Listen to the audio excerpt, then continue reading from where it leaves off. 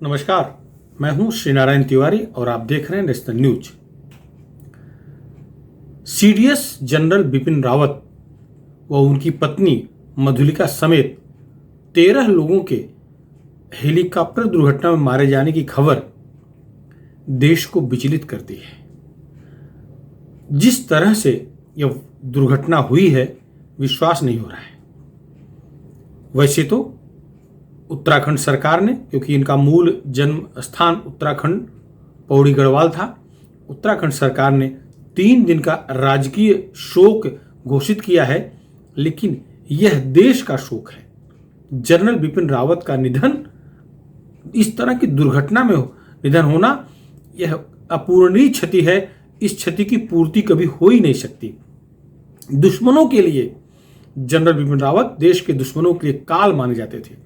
पाकिस्तान और चीन भी उनके नाम से कांपता था। उनकी रणनीति, उनका साहसिक कदम, उनके रणकौशल एकदम से अटूट सटीक हुआ करते थे। उनका आकलन कभी चूका नहीं। उनके नेतृत्व में बहुत सारे ऐसे काम हुए हैं जिसे देश कभी नहीं भुला सकता। अब चर्चा इस बात की हो रही है कि रूस से निर्मित Mi-17V5 helicopter double engine helicopter था और एकदम से अत्याधुनिक उपकरणों से सुसज्जित था। यह दुर्घटनाग्रस्त कैसे हुआ?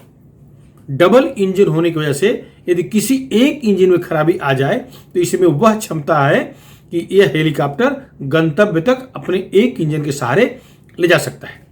इसका दुर्घटनाग्रस्त होना असंभव सा लग रहा है, क्योंकि रात के अंधेरे में भी यह अपना काम बाखूबी करता है, खराब मौसम में भी करता है, विपरीत परिस्थितियों में भी करता है, पहाड़ियों में भी काम आता है, निचले इलाकों में भी काम आता है।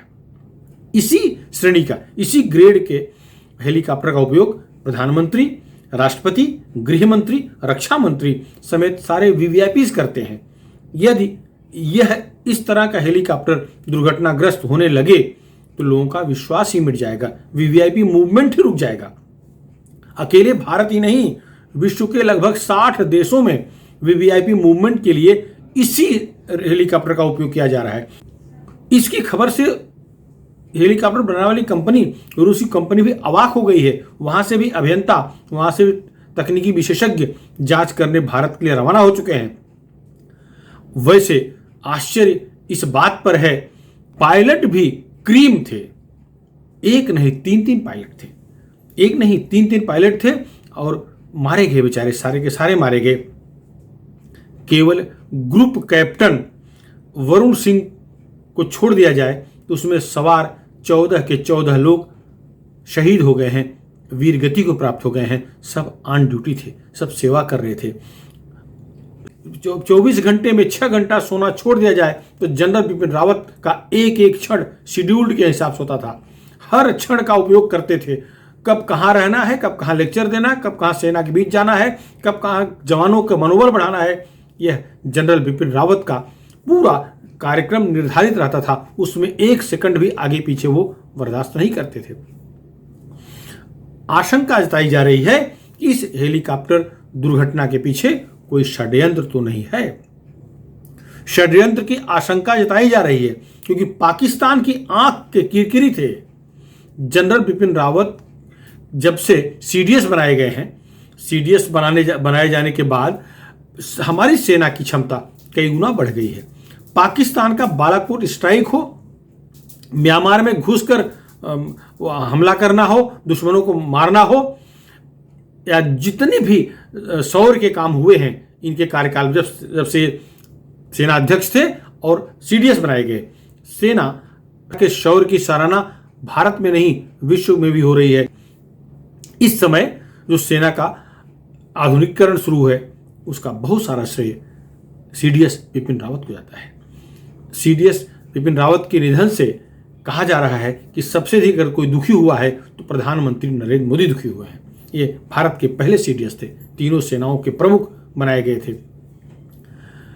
उनके निधन पर प्रधानमंत्री नरेंद्र मोदी ने सीसीएस की बैठक बुलाई थी, अपने आवास बैठक बुलाई। उसका विजुअल आया है, वो देख करके, चेहरा देख करके लग रहा है कि जैसे प्रधानमंत्री जी का घर का कोई चला गया हो। उनके अत्यंत निकटवर्ती किसी का निधन हो गया हो, इस तरह से दुखी चेहरा उनका दिख रहा था।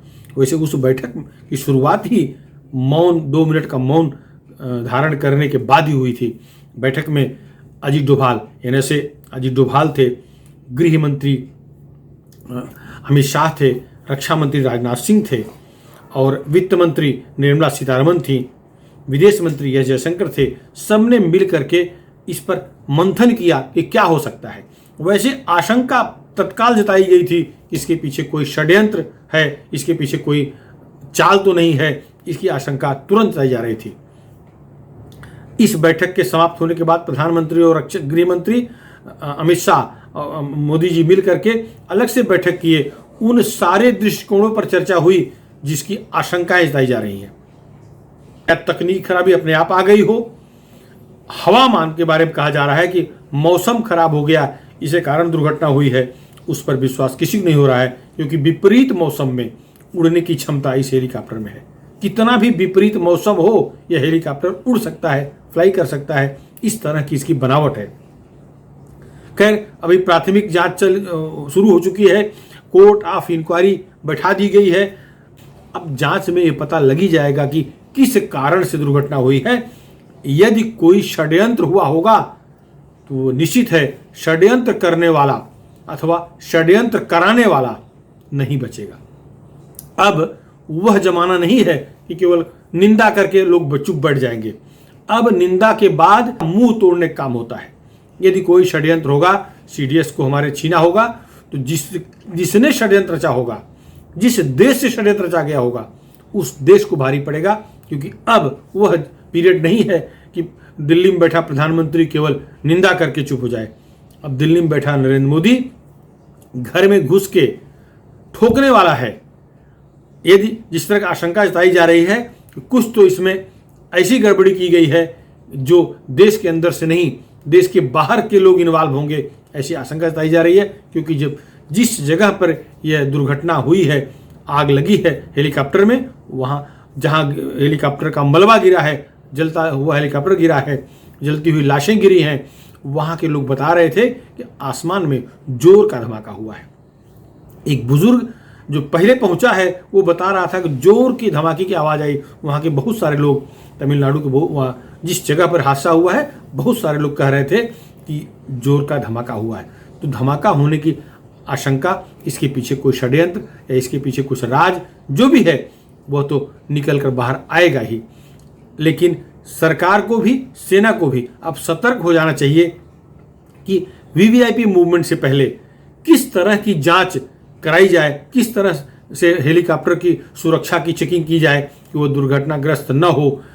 इस पर एक कोई अस्थायी सलूशन निकालना पड़ेगा, क्योंकि ये सबसे सुरक्षित, सबसे विपरीत परिस्थितियों में काम करने वाला हेलीकॉप्टर था। अगर यह दुर्घटनाग्रस्त हो गया है, इसके पीछे जरूर कोई राज होगा, क्योंकि सामान्य तौर पर यह हेलीकॉप्टर दुर्घटनाग्रस्त होता है, ऐसी खबर नहीं आई है कभी। हमारा देश नहीं, विश्व के बहुत सारे देश इसको यूज कर रहे हैं। अधिकांश देश इसे वीवीआईपी मूवमेंट के लिए यूज कर रहे हैं। ये हेवी सामान ढोने के लिए भी इसका उपयोग होता है। हैवी सामान ले जाने का काम भी ये हेलीकॉप्टर आता है। ये मल्टीपर्पज़ हेलीकॉप्टर था जो दुर्घटनाग्रस्त हुआ है। MI-17V5 मल्टीपर्पज़ हेलीकॉप्टर, रूस निर्मित यह हेलीकॉप्टर अपने आप में अनोखा है। इसे सेना, इसे वायुसेना अपनी शान समझता है, इसे भारत देश में अपनी शान समझता है। इसके बावजूद हमारी शान कहलाने वाले सीडीएस जनरल बिपिन रावत को यही हेलीकॉप्टर निगल गया। इस पर बहुत दुख हो रहा है। पूरा देश शोक संतप्त है। एक प्रांत ने राजकीय शोक घोषित किया है। संभव है कि पूरे देश को राजकीय शोक में जाना पड़ेगा। पूरा देश दुखी है। हमें शोक है, दुख है कि जनरल बिपिन रावत जैसा एक शेर हमने खो दिया। यही वह व्यक्ति है म्यांमार में घुस करके 70 किलोमीटर दूर जाकर के अपने दुश्मनों को बर्बाद किया था, मार डाला था। इन्हीं के नेतृत्व में operation all out Jammu Kashmir में चलाया गया। 2 शतक, जब दो सेंचुरी बनी, 200 आतंकवादी मारे गए, उसमें एक इंटरव्यू किया गया था जनरल बिपिन रावत का। तब उस समय सेना अध्यक्ष थे। तब उन्होंने कहा था कि हमें इस बात कोई खुशी नहीं हो रही है हम किसी लोगों को मार रहे हैं, दुश्मनों को मार रहे हैं, अगर वो हमारे पास न आते तो आवश्यकता नहीं थी, किसी की जान लेने में खुशी नहीं होती। लेकिन अगर दुश्मन आएंगे तो दुश्मन को दुश्मन के रूप में ट्रीट किया जाता है। माने इनके अंदर सेना में रहते हुए भी मानवीय पहलू था, मानवता थी, जान लेने में खुशी नहीं होती। इस बात को उन्होंने अपने इंटरव्यू में कहा था किसी को मारने में खुशी नहीं मिलती, कोई नहीं मरना चाहिए।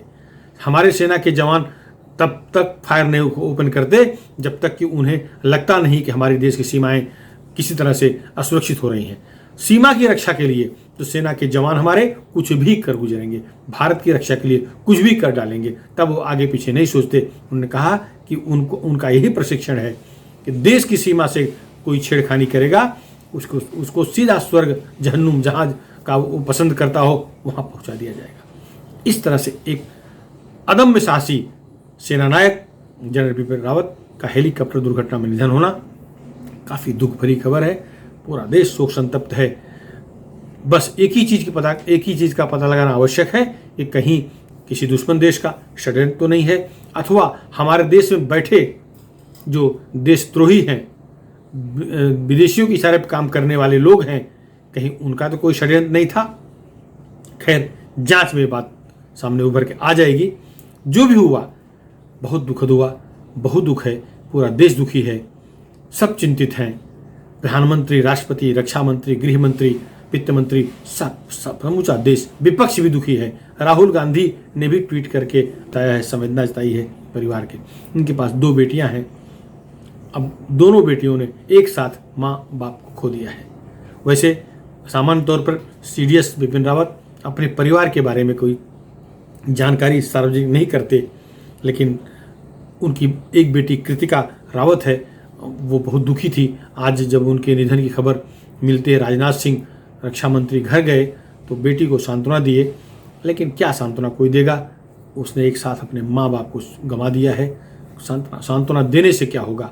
खैर, ईश्वर उन दोनों बच्चियों में वह साहस प्रदान करें जिससे कि वह इस कष्ट को झेल सके, सह सके। फिलहाल इस मुद्दे पर इतना ही। आपको हमारा वीडियो पसंद आया हो इसे अपने मित्रों तक पहुंचाएं, शेयर करें।